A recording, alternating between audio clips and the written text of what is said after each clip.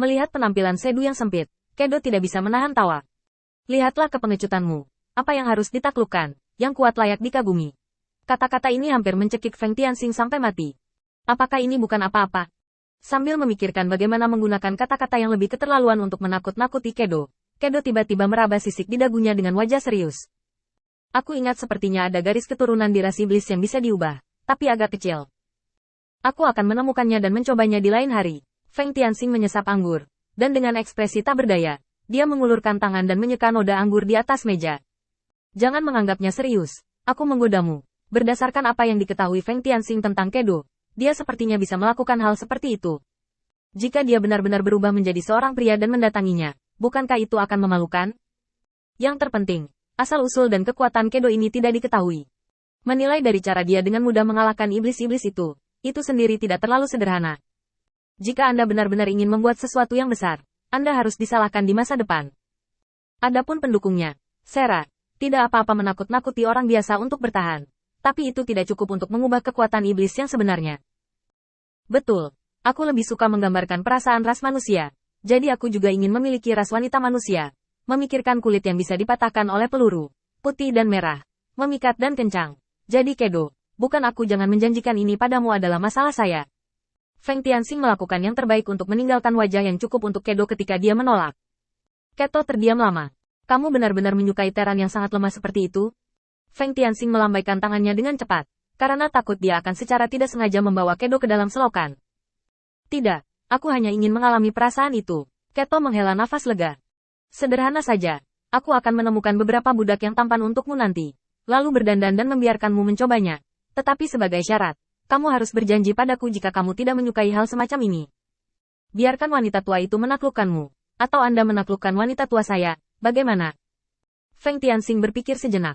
Saat ini, di antara para budak tawanan umat manusia, sulit bagi orang yang menarik untuk ada. Lagi pula, sebagai budak, tidak buruk bisa makan cukup, bagaimana mungkin terlihat seperti pertanda? Belum lagi di depan persyaratannya sendiri, wanita yang telah melakukan kerja paksa dikecualikan. Tidak peduli bagaimana Anda memikirkannya, itu tidak akan mudah. Oke, kalau begitu ini adalah rahasia kecil kita. Keto juga sopan, dan mengeluarkan pulpen dan kertas dari cincin Sumi. Siapa itu?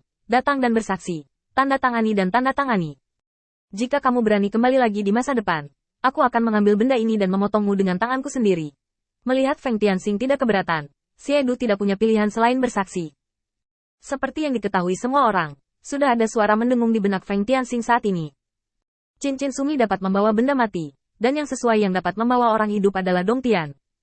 Ini awalnya milik umat manusia. Setelah ras manusia dikalahkan, pasti ada yang jatuh ke tangan ras iblis. Jika Anda mengatakan bahwa ada sesuatu yang hilang dalam jarak 100 mil, itu pasti sebuah gua. Dalam sekejap, semua keraguan di benak Feng Tianxing teratasi. Alasan mendasar mengapa dia tidak dapat menemukan sumber perintah pengejaran bukanlah karena dia pergi ke tempat yang salah, tetapi pihak lain telah bersembunyi terlalu dalam. Setan biasa tidak mungkin mengetahui nilai gua, jadi wajar untuk diabaikan. Tetapi bagaimana jika ada setan dengan kebutuhan khusus? Misalnya, untuk menghindari musuh yang kuat, gua yang tidak diedarkan oleh iblis, tetapi hanya ada dalam kesadaran sejumlah kecil iblis, bukanlah pilihan terbaik. Dengan tamparan di atas meja, Feng Tianxing mengepakkan sayapnya dan terbang menuju langit. Karena mencari gua, itu sederhana, dan aliran energi spiritual adalah kuncinya. Melihat Feng Tianxing melarikan diri, Kedo menjadi cemas dan meraung keras. Apakah kamu mengenali kata-kata putih dan hitam ini? Di mana Feng Tianxing masih memiliki pikiran untuk peduli pada Keduo, agar dia tidak mengganggunya, dia kembali dengan santai. Setuju. Boros, kamu adalah saksi. Barang-barang dikumpulkan. Aku akan turun dan melihatnya nanti. Setelah selesai berbicara, Feng Tianxing yang terbang tinggi ke langit hanya memiliki satu titik kecil yang tersisa. Keto mendongak, dan tiba-tiba sudut mulutnya pecah, semburan rasa bangga.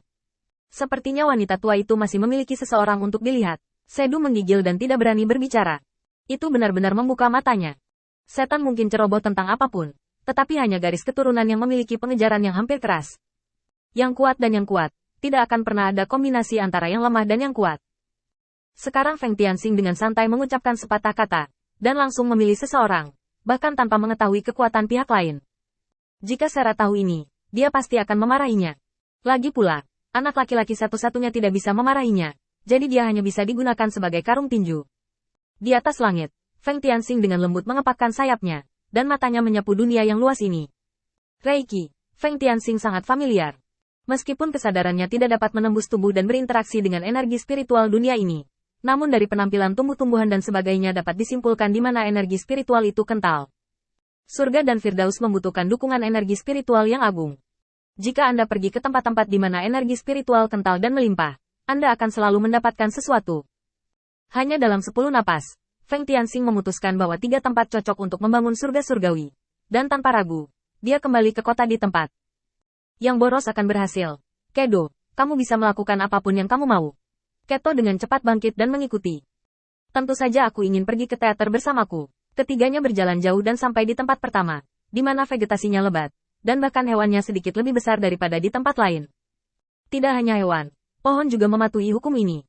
Feng Tianxing mengikuti jejak yang ditinggalkan oleh aliran aura di pepohonan dan menemukan pusat aura. Di pohon terbesar, Feng Tianxing mencari dengan hati-hati.